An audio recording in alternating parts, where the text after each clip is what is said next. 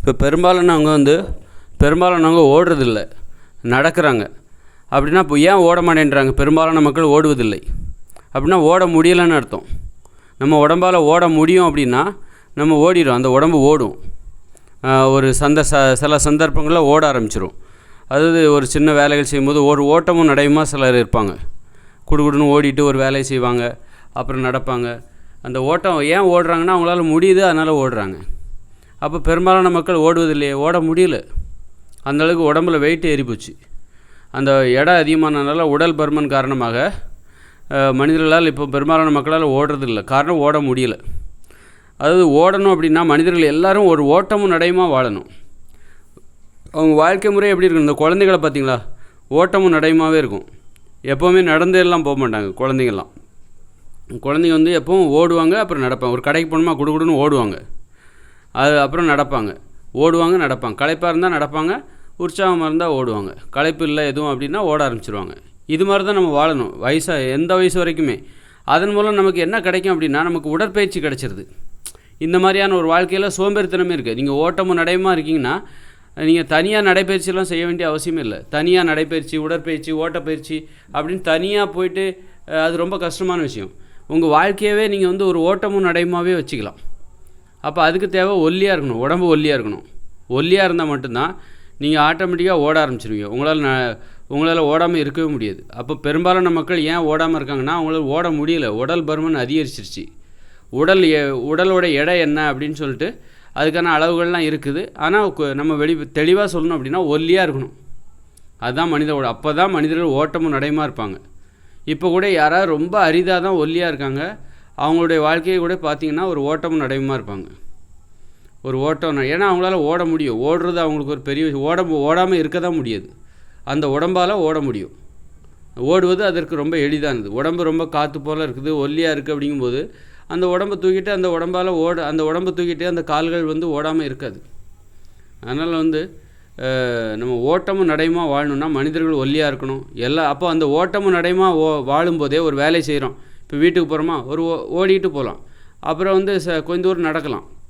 இது வந்து பெரியவங்கன்னா ஓட மாட்டாங்க அப்படின்லாம் வேறு. இது சின்ன பசங்க தான் ஓடுவாங்க. என்ன சின்ன பசங்க மாதிரி ஓடிக்கிட்டு இருக்கீங்க அப்படின்லாம் கேட்பாங்கள்ல. அதெல்லாம் மிக மிக தப்பு. அப்போ பெரியவங்கன்னா வந்து நடைப்பயிற்சி செய்வாங்க, சின்ன பசங்க நடைப்பயிற்சி செய்ய மாட்டாங்களா? அப்படி நினைக்கிறனால தான் இப்போ அதுக்கு பெரியவங்கெல்லாம் பார்த்தா தனியாக நடைப்பயிற்சி செய்கிறாங்க, தனியாக ஓட்டப்பயிற்சி. அதெல்லாம் தேவையில்லை. ஓட்டமும் நடையுமா ஒரு வாழ்க்கை இருக்கணும். நீங்கள் வந்து ஒரு இடத்துக்கு போகிறீங்க. இப்போ இந்த உலகத்தில் பார்த்தீங்கன்னா இந்த தற்போதுள்ள இயந்திர அறிவில் எங்கே பார்த்தாலும் நம்ம வந்து வாகனத்தில் தான் போகிறோம். நடப்பதற்கே வாய்ப்பு இல்லை. ஓட்டமும் நடையுமா வாழ்வதற்கு இந்த உலகத்தில் உங்களுக்கு வாய்ப்பே கிடையாது. இதில் வந்து சின்ன வயசு முதற்கொண்டு பெரியவங்க எல்லாரையும் வந்து இந்த உலகம் வந்து சோம்பேறியாக மாற்றிட்டு இருக்கு. நடப்பதையே வந்து பெரிய கஷ்டமான வேலையாக மாற்றிருச்சு. ஆனால் வந்து 2040க்கு அப்புறம் இயந்திர அறிவியல் உலகம் வரப்போகுது. 2040க்கு அப்புறம் இயந்திர அறிவியல் உலகம் வரப்போகுது. அந்த இயந்திர அறிவியல் உலகில் அங்கே வாகனங்கள் எதுவும் கிடையாது, மோட்டார் வாகனங்கள் எதுவுமே கிடையாது. மக்கள் எங்கே போனாலும் நடந்தான் போவாங்க, வேகமாக போனால் ஓடி போவாங்க. அப்போ அவங்க வாழ்க்கை முறை எப்படி இருக்குன்னா ஓட்டமும் நடையுமா தான் இருக்கும். தோட்டத்துக்கு போகணுமா, விவசாயம் பார்க்க தோட்டத்துக்கு போகணுமா, சீக்கிரம் போகணுமா, கொஞ்சம் வேகமாக போவாங்க, ஓடி போவாங்க. அப்புறம் நடப்பாங்க, அப்புறம் கொஞ்சம் தூரம் ஓடி போவாங்க, அப்புறம் நடப்பாங்க. இப்படி அங்குள்ள மக்கள் இது மாதிரி தான் ஓட்டமும் நடையுமா இருப்பாங்க. இது என்ன வினோதமாக இருக்குது அப்படின்னு நினைக்காதீங்க. இப்போ கூட இது ஆப்பிரிக்காவில் இருக்குது. ஆப்பிரிக்காவில் ஒரு சில நாட்டினர் வந்து குறிப்பிட்ட நாட்டினர் அவங்க எப்போவுமே ரொம்ப தூரம் ஓடிக்கிட்டே தான் போவாங்களாம். ஒரு ஊர்லேருந்து இன்னொரு ஊர் போகணுன்னா அவங்க ஓடிக்கிட்டே தான் இருப்பாங்களாம், ஓடிக்கிட்டு தான் போவாங்க. அதனால் அப்படிப்பட்ட மக்களுடைய உடம்பை பாருங்கள், ஒல்லியாக இருப்பாங்க. ஒல்லியாக இருந்தால் தான் ஓட்டமும் நடையுமா வாழ முடியும். நீங்கள் வந்து நல்ல கட்டுமஸ்தாக உடல் உறுதியாக இருக்குது, ஆனால் வந்து கட்டுமஸ்தாக இருக்குது, கொஞ்சம் குண்டாக இருக்குது, நல்ல படிக்கட்டெல்லாம் வயிற்றில் வச்சுருக்கு, 6 படிக்கட்டெலாம் 6 பேக்கெலாம் வச்சுருக்காரு, ஆனால் குண்டாக இருக்காருன்னு வச்சுக்கோங்க. அவரால் ஒரு ஓட்டமும் நடையுமான வாழ்க்கையை ஓட முடியாது. ஒல்லியாக இருக்கணும். மனிதர்கள் ஒல்லியாக இருந்தால் எந்த வேலையும் ஒரு ஓட்டமும் நடையுமா செய்யணும். வீட்டிலேருந்து தோட்டத்துக்கு போகும்போது ஓட்டமும் நடையுமா வரணும், தோட்டத்துலேருந்து வீட்டுக்கு வரும்போது ஒரு ஓட்டமும் நடையுமா வரணும். அதிலே உங்களுக்கு உடலுக்கு தேவையான பயிற்சி கிடைச்சிது. உங்களுக்கு சோம்பேறித்தனமே வராது. உடம்பும் உறுதியாகிடும், சோம்பேறித்தனமும் இருக்காது, வேலையும் நல்லா நடக்கும். உங்களுக்கு தயக்கம், பின்வாங்குதல், சோம்பேறித்தனம் அப்படிங்கிற பேச்சுக்கே இடம் கிடையாது. உடல் ஆரோக்கியமாகவும் இருக்கும், உடல் உறுதியாகவும் இருக்கும், மகிழ்ச்சியாகவும் இருப்பாங்க மனுஷங்க. அதனால் மனிதர்கள் வந்து பாருங்கள், இப்போ நாய் பாருங்கள், நாயெலாம் வந்து சில டைம் தான் நடக்கும், பெரும்பாலான டைமில் ஓட தான் செய்யும். ஒரு ஓட்டமும் நடையுமா தான் அந்த நாய்கள்லாம் இருக்கும். பெரும்பாலான உயிரினங்கள் பாருங்கள், எந்த ஒரு உயிரினமே ஓட செய்யும். ஒரு எருவு மாடாக இருந்தாலும் சரி, ஒரு ஓடவும் செய்யும், நடக்கவும் செய்யும். ஒரு யானையே கூட நீங்கள் காட்டில் எவ்வளோ பெரிய யானையாக இருந்தாலும் அது ஓடவும் செய்யும், நடக்கவும் செய்யும். ஆனால் மனுஷங்க மட்டும்தான் நடக்கிறது கூட கிடையாது. நடக்கிறவங்களே இப்போ அபூர்வமாயிட்டாங்க.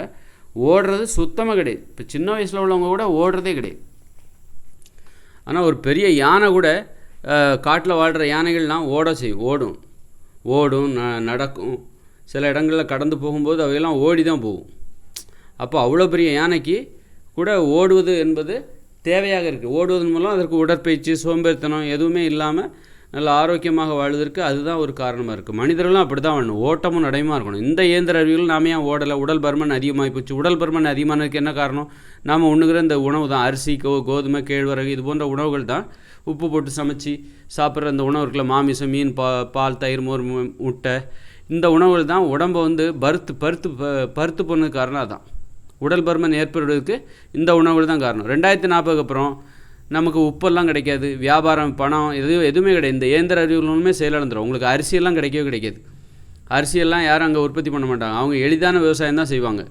ஏன்னா அரிசிங்கிறது ரொம்ப கஷ்டமான விவசாயம். நெல்லெல்லாம், கோதுமையெல்லாம் விளைய வைக்கிறது ரொம்ப கஷ்டமான விஷயம். அதுக்கு நிறைய விவசாயம், அதுக்கு நிறைய தண்ணீர் தேவை நெல்லுக்கெல்லாம்.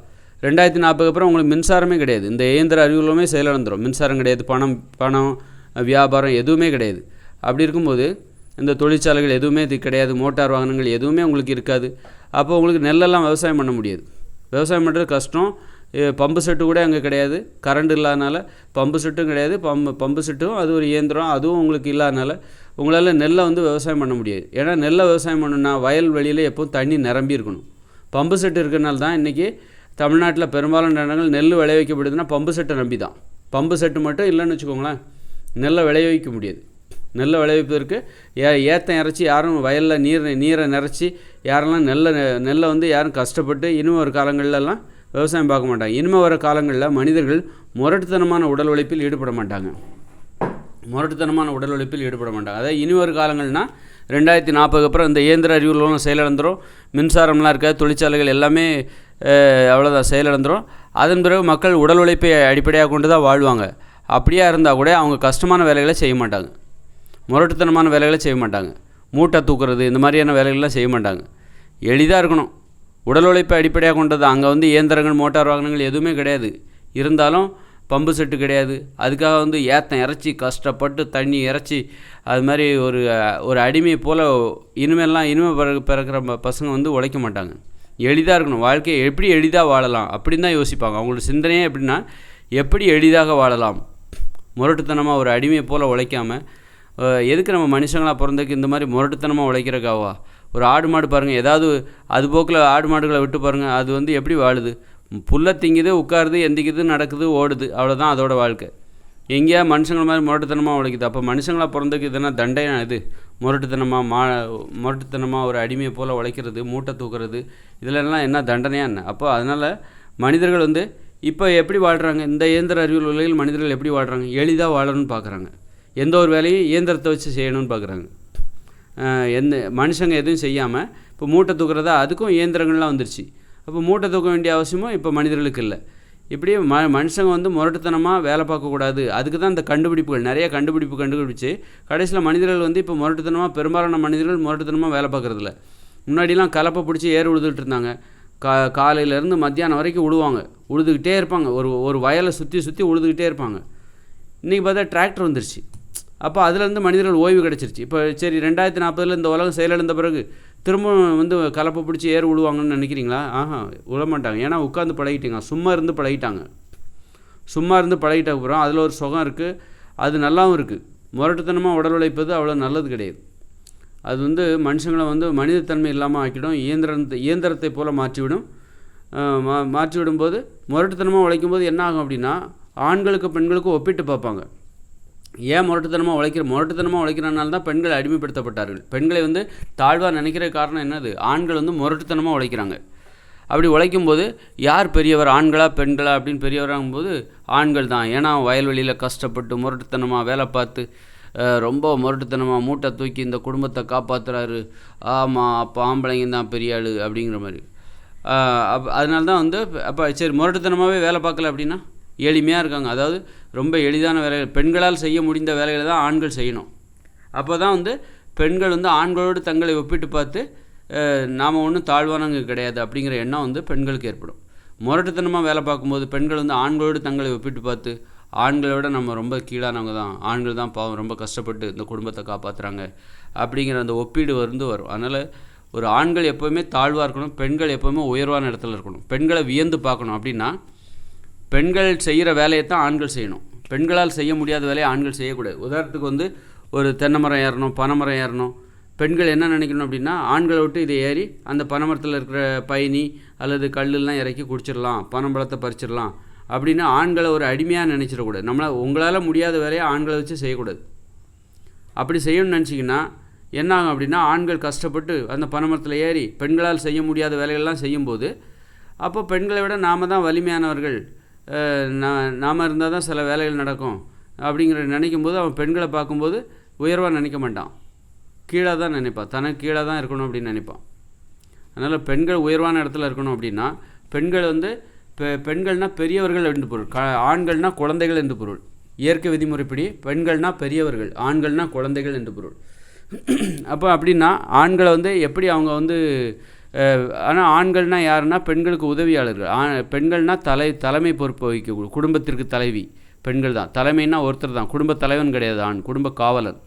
இப்போ பெண்ணின் குடும்பத் தலைவியாக இருக்கிற ஒரு பெண்ணிற்கு உதவியாளனாக இருக்கக்கூடிய பண்பு தான் ஆணுக்கு உண்டு. பிறருக்கு உதவி செய்யக்கூடிய உதவியாளராக இருக்கக்கூடிய பண்பை பெண்கள் இயற்கையிலே தலைமை பண்பு உடையவர்கள், தலைமை பண்பு கொண்டவர்கள். அப்படி இருக்கும்போது எதிர்காலத்தில் இனிமேல் அதுதான் வரப்போகுது. 2040 அப்புறம் இந்த உலகம் செயலிழந்துடும், இந்த இயந்திர அறிவிலும். அதுக்கப்புறம் மனித வாழ்க்கை எளிமையாக மாறும். எளிமையான மனித வாழ்க்கைக்கு பெண்கள் தான் தலைமை பொறுப்பேற்று வழிநடத்துவார்கள். அப்படி இருக்கும்போது பெண்களுக்கு உதவியாக ஆண்கள் இருப்பார்கள். அப்படி இருக்கும்போது பெண்கள் தலைவியாகவும் ஆண்கள் உதவியாளராகவும் இருப்பார்கள். அப்படி இருக்கும்போது பெண்கள் வந்து ஆண்களை வேலை வாங்கும்போது ரொம்ப எப்படி வேலை வாங்கணும் அப்படின்னா, பெண்களால் முடியாத விஷயத்த ஆண்களை வச்சு சாதிச்சிடலான்னு மட்டும் நினைக்கக்கூடாது. அப்படி நினச்சி ஆண்களை வேலை வாங்கினாங்கன்னா ஆண்களுக்கு என்ன நினைப்பு வரும்னா, பெண்ணால் முடியாத விஷயத்த நம்ம செய்கிறோம், அப்போ எப்படி வந்து பெண்ணுக்கு நாம் உதவியாளராக இருக்க முடியும், நாம் தானே பெரிய ஆள் அப்படிங்கிற நினைப்பு ஆணுக்கு வந்துடும். பெண்ணால் முடியாத ஒரு விஷயத்தை தான் பெண்கள் நம்மளை வச்சு செய்கிறாங்க. உதாரணத்துக்கு வந்து ஒரு பனைமரத்தில் ஏறு அப்படின்னு ஒரு பொண்ணு வந்து என்ன சொல்கிறா, 2040 அப்புறம் பெண்கள் தான் அந்த மனித வாழ்க்கைக்கு தலைமை பொறுப்பு ஏற்க போகிறாங்க. அப்படி இருக்கும்போது பெண்கள் வந்து தனக்கு உதவியாளர் இருக்கிற தனக்கு கணவனை கூப்பிட்டு, கனவா போய் அந்த பனைமரத்தில் ஏறு அப்படின்னு கேட்குறாங்கன்னு வச்சுக்கோ. உடனே இவன் வந்து பனைமரத்தில் ஏறுறான். ஏன் நீ ஏற வேண்டியதானே அவன் கேட்பான். ஏன் நீங்கள் ஏறலாம்ல அப்படின்னு அவன் மனைவியை பார்த்து கேட்பான். இல்லை என்னால் முடியாது. ஓ அப்படியா அப்படின்னு சொல்லிட்டு கணவன் ஏறுறான்னு வச்சுக்கோங்க. கணவன் ஏறி இந்த மாதிரி பனைமரம் ஏறுறது, கடினமான வேலைகள்லாம் பெண்கள் வந்து ஆண்களை வச்சு செய்யும்போது ஆண்களுக்கு ஒரு யோசனை வரும். என்னென்னா, பெண்களால் செய்ய முடியாத விஷயத்த நாம் செய்கிறோம். அப்படி இருக்கும்போது பெண்கள் எப்படி நமக்கு தலைவராக இருக்க முடியும், நாம் தானே அவங்களோட பெரிய ஆள் அப்படிங்கிற எண்ணம் வரும். அப்படிங்கிற எண்ணம் வரும்போது பெண்களுக்கு உதவியாளராக இருக்க மாட்டான், பெண்களுக்கு தலைவனாகிடுவான். பெண்கள் வந்து ஆண்களுக்கு உதவியாளராக மாற்றிடுவாங்க. அப்படி மாற்ற முடியலன்னா அடிமைப்படுத்திடுவாங்க. அதனால் பெண்கள் எப்போவுமே வந்து தன்னால் செய்ய முடியாத விஷயத்த ஆண்களை வச்சு செஞ்சு சாதிச்சிடலாம், காரியம் சாதிச்சிடலான்னு மட்டும் நினைக்கக்கூடாது. அப்படி நினச்சாக்கா பெண்கள் அடிமையாகிடுவாங்க. இப்போ பெண்கள் அடிமையானதுக்கு என்ன காரணம்னு நினைக்கிறீங்க? தன்னால் செய்ய முடியாத விஷயத்த ஆண்களை வச்சு சாதிச்சிடலாம், வேலைக்கு போகாமல் வீட்டுக்குள்ளே இருந்துட்டு வேலைக்கு ஆண்களை வச்சு வேலை செஞ்சு சம்பாத்தியத்தை என் கையில் கொடு, இப்படி பெண்களால் முடியும். ஆனால் அந்த முடிகிற விஷயத்த கூட செய்யாமல் ஆண்களை வச்சு எல்லாத்தையும் சாதிச்சிடலாம், ஆண்களை ஒரு இயந்திரம் போல் நினச்சிக்கிட்டு ஆண்களை ஒரு அடிமையாக நினச்சாங்கல்ல, அந்த அடிமையாக நினைக்கும் போது ஆண்களுக்கு ஒரு கோபம் வருது. அந்த கோபத்தில் அவன் என்ன பண்ணுறான், பதிலுக்கு பதில் பெண்களை அடிமையாக ஆக்கிடுறான். பெண்கள் வந்து ஆண்களை அடிமையாக நினச்சாங்க, ஆனால் பெண்கள் வந்து ஆண்களை அடிமையாக நினச்சி, நான் வேலைக்கெல்லாம் போக மாட்டேன், நீ போய் எனக்கு எல்லாத்தையும் சம்பாதிச்சு கொடு, நான் வீட்டிலே இருந்துக்கிறேன் அப்படின்னு ஒரு ராணி மாதிரி நினச்சிக்கிட்டாங்க அவங்க. அப்போ ஆண் என்ன நினச்சா, ஓ அப்படியா, நீ வந்து என்ன ஒரு அடிமையாக நினைக்கிறியா, இரு அப்படின்னு சொல்லி பார்த்துட்டு கடைசியில் பார்த்தான், குடும்பத்தோட தலைமை பொறுப்பை அவங்க கையில் எடுத்துக்கிட்டான். பெண்ணை வந்து அடிமையாக்கி அடித்து அவமானப்படுத்தி அசிங்கப்படுத்தி விட்டான். இதுதான் நடந்தது. அப்போது பெண்கள் வந்து எப்போவுமே வந்து ஆண்களை வந்து உதவியாளராக வச்சுருக்கணும். பெண்கள் பிறப்பால் பெரியவர்கள், ஆண்கள் பெண்களின் பார்வையில் ஒரு குழந்தைகள் தான். அப்போ பெண்கள் ஆண்களை தங்களுடைய உதவியாளராக வச்சுக்கணும். அப்படிங்கும்போது அப்போ அவங்ககிட்டருந்து தனக்கு தேவையான வேலையை வாங்கிக்கணும். அப்படி இருக்கும்போது உதவியாக வச்சுக்கணுமே தவிர, அதே நேரத்தில் பெண்கள் வந்து தங்களால் செய்ய முடியாத ஒரு விஷயத்த ஆண்களை வச்சு செய்யக்கூடாது. இப்போ பெரிய மரம் ஏறுறது பெண்களால் ஏற முடியாது அப்படின்னா, பெண்கள் உனக்கு பயமாக இருக்குது அப்படின்னா நீ எதுக்கு ஆண்களை வச்சு நீ மரம் ஏற வைக்கிற? உனக்கு எதுவும் ஆகிடக்கூடாது, மேலேருந்து கீழே விழுந்தால் உனக்கு எதோ ஆகிடும், நீ பயந்து போய் ஆண்களை வச்சு ஏற்றுறேன். ஆண்களுக்கு மேலேருந்து கீழே விழ மாட்டானா, அவனுக்கு அவன் உயிர் பெருசு இல்லையா? அப்படிங்கிற எண்ணம் வந்து பெண்களுக்கு இருக்கணும். அதனால் உயிரை பணயமாக பெண்கள் தன்னை போல தான் ஆண்களும் அப்படின்னு நினைக்கணும். என்றைக்குமே வந்து ஆண்களுக்கு ஒரு தனி பார்வை, பெண்கள் தங்களுக்குன்னு ஒரு பார்வைலாம் வச்சுக்க கூடாது. ஆண்களை வந்து நீ அடிமை போல் நடத்துறது, தன்னை மட்டும் ரொம்ப பாதுகாப்பாக இருந்துக்கிறது, ஒரு பாதுகாப்பான வாழ்க்கை வட்டத்துக்குள்ளே தன்னை வச்சுக்கிட்டு ஆண்களை வந்து நீ உயிரை துணிஞ்சு எல்லாத்தையும் பண்ணுப்பா, நான் இந்த பாதுகாப்பான வட்டத்துக்குள்ளே இருந்துக்கிறேன், நான் இந்த வீட்டுக்குள்ளே இருந்துக்கிறேன், நான் வெளியில் எங்கேயும் போக மாட்டேன், ரிஸ்க் எடுக்க மாட்டேன், ரொம்ப எனக்கு எந்த வித சேதாரமெல்லாம் நான் பார்த்துப்பேன், நீ வந்து உயிரை பணயமாக வச்சு நீ வேலை செய்யி, சண்டை போடு, போரிடு, நான் இந்த வாள் எடுத்துக்கோ, இந்த ஈட்டி எடுத்துக்கோ, வெற்றிவேல் வீரவேல்னு நீ கிளம்பு, நான் வீட்டில் உட்காந்துக்கிறோம், அப்புறம் போர் முடிஞ்ச வந்தோடனே கதை தட்டு, நான் வெளியே வரேன். இப்படி பெண்கள் வந்து ஆண்களுக்கு ஒரு வாழ்க்கை, இப்போ தங்களுக்குன்னு ஒரு வாழ்க்கை, இந்த மாதிரி வேறுபடுத்தி ஆண்களிடம் ஒரு அணுகுமுறையை கடைபிடிச்சாங்க. பார்த்திங்களா, ஆண்களை ஒரு அடிமையாக நினச்சாங்க. ஆண்களுடைய உயிர் முக்கியம் கிடையாது, தன்னுடைய உயிர் தான் ரொம்ப முக்கியம் அப்படின்னு நினச்சி துணிச்சலான உயிரை பணயமாக வைக்கிற வேலையெல்லாம் ஆண்களுக்கு கொடுத்துட்டு ரொம்ப பாதுகாப்பான வேலைகள்லாம் பெண்கள் கையில் எடுத்துக்கிட்டாங்க. அப்போ தான் ஆண்களுக்கு வந்து பெண்கள் நம்மளை வந்து ஒரு அடிமையாக நினைக்கிறாங்க. ஒரு உயிரை கொடுத்து நம்முடைய உயிர் வந்து ஆண்களுடைய உயிர் வந்து பெண்களுக்கு முக்கியம் கிடையாது அப்படிங்கிறது அதில் வந்து தெளிவாக தெரியும் போது தான் பெண்களுடைய உள்ளுணர்வுக்கு பதிலடி கொடுக்கணும். அப்படிங்கிறதுக்காக தான் பெண்களை வந்து ஆண்கள் வந்து அடிமைப்படுத்த ஆரம்பிச்சிட்டாங்க. பதிலுக்கு பதில் பெண்கள் வந்து ஆண்களை அடிமையாக நினச்சாங்க. ஆனால் ஆண்கள் என்ன பண்ணிட்டான், பதிலுக்கு பதில் பெண்களை அடிமைப்படுத்த ஆரம்பிச்சிட்டாங்க. அவன் செயல்படுத்திட்டான். அதனால் எப்போவுமே வந்து இந்த டாபிக் எதுக்காக ஆரம்பிச்சேன்னு தெரில. எப்போயுமே வந்து நம்ம வந்து எளிமையாக தான் இருக்கணும். எளிமையாக இல்லைன்னா என்னாகும், முரட்டுத்தனமாக உழைச்சா என்னாகும், கடைசியில் பெண்கள் தாழ்ந்து போயிடுவாங்க. எப்போவுமே மென்மையான வேலைகள் தான் செய்யணும். மென்மையாக இருக்கணும், மென்மையான ஒரு வாழ்க்கை வாழணும், மென்மையான வேலைகள் தான் செய்யணும். பெண்கள் செய்கிற வேலைகளை தான் ஆண்கள் செய்யணும். பெண்களால் செய்ய முடியாத வேலையை ஆண்கள் செய்யக்கூடாது. அப்படி செஞ்சால் பெண்கள் அடிமையாகிடுவாங்க. பெண்கள் கீழே போய் ஆண்களோடு ஒப்பிட்டு பார்க்கும்போது ஆண்கள் தான் உயர்ந்தவர்கள் அப்படிங்கிற எண்ணம் வரும்போது பெண்கள் மதிப்பிழந்து போவார்கள், மரியாதை இழந்து போவார்கள். பெண்கள் பெரியவர்கள் என்கிற அந்த இயற்கை தன்மை இழந்து சிறியவர்களாகி விடுவார்கள், ஆண்கள் பெரியவர்களாகி விடுவார்கள். அதனால் பெண்களால் செய்ய முடியாத விஷயத்தை ஆண்களை செய்ய விடக்கூடாது. ஒரு உதாரணத்துக்கு ஒரு மரம் ஏறுறது, பனைமரம் ஏறுறதா, பெண்கள் என்னால் ஏற முடியாது, அதனால் என் வீட்டுக்காரரையும் நான் ஏற விட மாட்டேன், என்ன மாதிரி தான் நான் வரும், எனக்கு எப்படி பயமாக இருக்கோ அதுபோல் தானே என் உயிர் எப்படி முக்கியமோ அதுபோல் தானே என் வீட்டுக்காரனோட உயிரும் எனக்கு முக்கியம் அப்படின்னு அந்த பெண்கள் சொல்லணும். அந்த மாதிரி தன்னை போல தான் தனது மனைவி தன்னை நினைக்கிறாள் என ஒரு கணவன் உணர வேண்டும். தன்னால் முடியாத ஒரு விஷயத்த அந்த கணவனை வந்து ஒரு குழந்தை மாதிரி பார்த்துக்கணும். அவன் ஒரு குழந்தைங்க, அவனெல்லாம் வச்சு அந்த பனைமரத்தில் ஏற விடக்கூடாது, கடினமான வேலைகளை செய்யவே கூடாது, என்ன கஷ்டமான வேலைகளை நான் செய்கிறேன், எனக்கு எது ஈஸியாக இருக்கோ அதை தான் என் வீட்டுக்காரனுக்கு கொடுப்பேன் அப்படின்னு நினைக்கணும். ஒரு மனைவி எப்படி நினைக்கணும்னா, அவளுக்கு கஷ்டமான வேலைகள் நான் எடுத்துக்கிறேன், அவளுக்கு எது ஈஸியோ அதைத்தான் அந்த குழந்தைகிட்ட குழந்தையாக இருக்கிற ஆண்கள், அதாவது புருஷன்கிட்ட கொடுக்கணும். அந்த மாதிரி பார்த்துக்கணும். அப்போ ஒரு ஆணின் வாழ்க்கை எளிதாக இருக்கும், பெண்ணின் வாழ்க்கை கடினமானது தான். பெண்கள் கடினமாக தான் உழைக்கணும். ஏன்னா அங்கே தலைமை பொறுப்பு அவங்க கையில் போகுது. இயற்கையோடு இணைந்த மனித வாழ்க்கை 2040 அப்புறம் வருது. இயற்கை விதிமுறைப்படி பெண்கள் தான் மனித வாழ்க்கையின் தலைமை பொறுப்பை ஏற்பார்கள். அப்போ பெண்களுடைய வாழ்க்கை கடினமாக தான் இருக்கும். நிர்வாக பொறுப்பு எல்லாமே அவங்க தலையில் தான் வந்து விடும். ஆண்கள் வந்து உதவியாளராக இருப்பாங்க, அவனுக்கு எந்த கவலையும் கிடையாது. பெண்கள் கேட்குற வேலையை செய்யணும், பெண்களுக்கு அவங்க சொல்கிற வேலையை செய்யணும், அவ்வளோதான். மற்றபடி ஜாலியாக ஒரு குழந்தை போல் ஆடல் பாடல்னு சந்தோஷமாக இருப்பான்.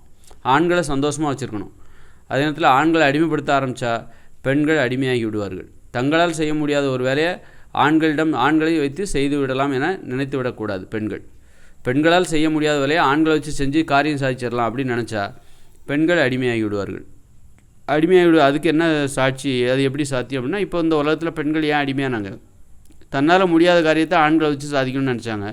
கடைசியில் பார்த்தா ஒப்பிட்டு பார்க்கும்போது ஆண்கள் தான் கடினமாக இருக்காங்க, கடினமாக உழைக்கிறாங்க, அப்போ ஆண்கள் தான் பெரியவர்கள், பெண்கள் வந்து சும்மா ஒரு ஒப்புக்கு சப்பான் மாதிரி அப்படிங்கிற நிலைமைக்கு வந்துச்சு. அந்த மாதிரி பெண்கள் மதிப்பிழந்து போய்விட்டார்கள். அப்படித்தான் பெண்கள் மதிப்பிழந்து போயிட்டாங்க. பெண்கள் அடிமையாக மாறிவிட்டார்கள். ஆண்களால் அவமானப்படுத்தப்பட்டார்கள். அதனால் இந்த படிப்பினையே பாடம் கற்றுக்கிட்டு இனி வருங்காலங்களில் இப்போ கூட பெண்கள் நீங்கள் அது மாதிரி யோசிக்கலாம். தன்னால் முடியாத விஷயத்த தான் வீட்டுக்காரனை வச்சு செய்யக்கூடாது. அப்போ தான் வந்து பெண்கள் கடினமான வேலைகளை செய்யணும். அதை விட பெண்களுக்கு எளிதாக எந்த வேலை இருக்கோ அதை தான் புருஷங்கிட்ட கொடுக்கணும். ஒரு புருஷங்கிட்ட இருந்து கேட்குற உதவிகள்லாம் எப்படி இருக்கணும்னா, அந்த மனைவிக்கு எது வந்து எளிதாக இருக்கோ அதை தான் அந்த புருஷங்கிட்ட அந்த உதவியை கொடுக்கணும். அந்த மாதிரி ஒரு பெண்கள் வந்து கணவனை பார்த்துக்கணும், ஒரு குழந்தை போல் பார்த்துக்கணும். அப்போ தான் அந்த கணவனுக்கு மனைவி மேலே மரியாதை வரும், பாசம் வரும், மனைவியை வந்து தன்னை விட உயர்வானவங்க அவங்க அப்படிங்கிற அந்த மரியாதை வரும். அப்போ வாங்க போங்கன்னு கூப்பிடணும். இயற்கை விதிமுறைப்படி பெண்களை வந்து ஆண்கள் வாங்க போங்கன்னு தான் கூப்பிடணும். பெண்கள் வந்து ஆண்களை வந்து வாடா போடா, டேய் இங்கே வாடா டேய் அப்படின்னு கூப்பிடணும். ஏன்னா பெண்களின் பார்வையில் ஆண்கள் வந்து குழந்தைகள், ஆண்களின் பார்வையில் பெண்கள் வந்து பெரியவர்கள்.